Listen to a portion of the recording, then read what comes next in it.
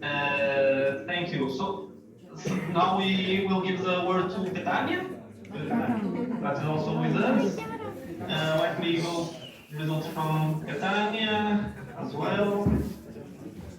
Okay, 20 groups have uploaded with about almost 200 events. You can see here the same pattern. And my question would be, so okay, we already understand why we don't have events on these parts, and my question would be more, okay, so okay, what can we do? This is a difficult question, but can we take any conclusions about this dispersion and how could we move forward? I don't know if Catania wants to comment anything about this or also share your experience during this day. Do you hear us? Can you hear? Can you hear me? Now, can you hear? I can see Catania. I cannot hear Catania, but I can see two students. Can you hear me? We just cannot hear you. We can see you very well. We just cannot hear you. Can you hear me now? Yes. Okay. We are two students from Catania, and today we partake in this project, and we analyzed some data from the detectors, and as we can see in every instance we look at a homogeneous pattern that forms both in the equatorial plane and in the galactic plane, but there aren't a lot of data for us to take some conclusions about these studies. We can't pinpoint a specific location that could be a surrogate of cosmic rays, and that's why that's a problem, because we need a lot of data to ensure that there actually is a strong surrogate of cosmic rays. Also, today talking about our master class, we learned about some history of the ray cosmics, and also we looked at some models to point out what are the main features of them, and these were our data. Very well. Thank you.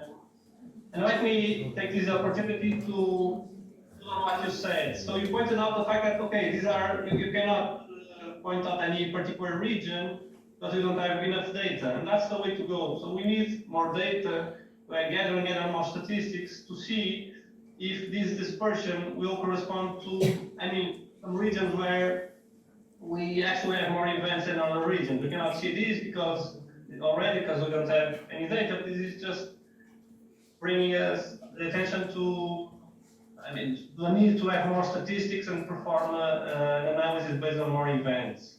Let me try to explain you very quickly how we do this.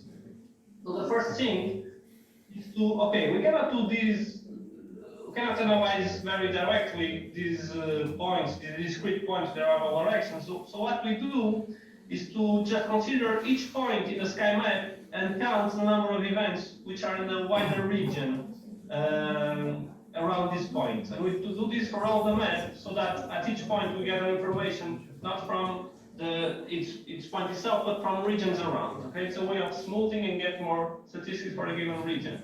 And then we obtain with your data as what we call a smooth count map. So the information is the same, but we have here a pattern of color that tells us that in brighter color yellow we have more events around these regions than on the darker colors, on black, where we don't have anything, as you see, okay? And we start seeing a pattern appearing. In fact, you see that we have a much brighter region at this point than around, and you see even on the region where we have events, we seem to have what we could call a hotspot at this point, which I'm showing. But we have to take, we have to be careful here, because as Alexandra just explains, the Earth is blocking part of the sky, and the other part of the sky is accessible, but it is not accessible. Not all the points on the sky which are accessible the same way. There are some regions of the sky which the observatory is looking at for longer periods of time, and of course, if the events are coming from all the universe, if we look during more time for a given region, we'll have more events on that region, and this is exactly what we are seeing.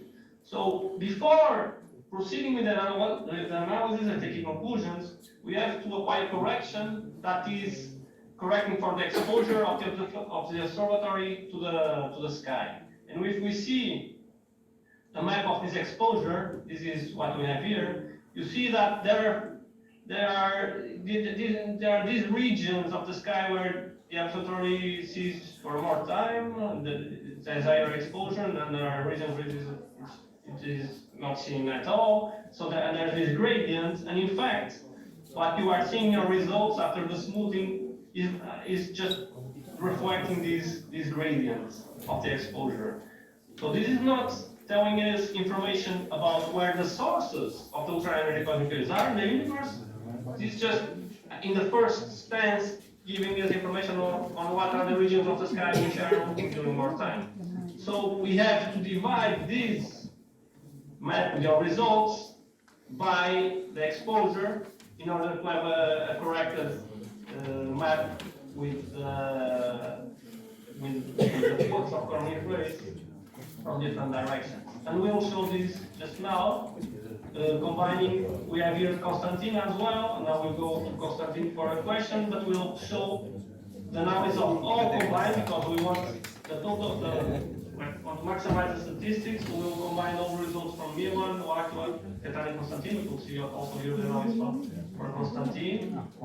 But you see that you all follow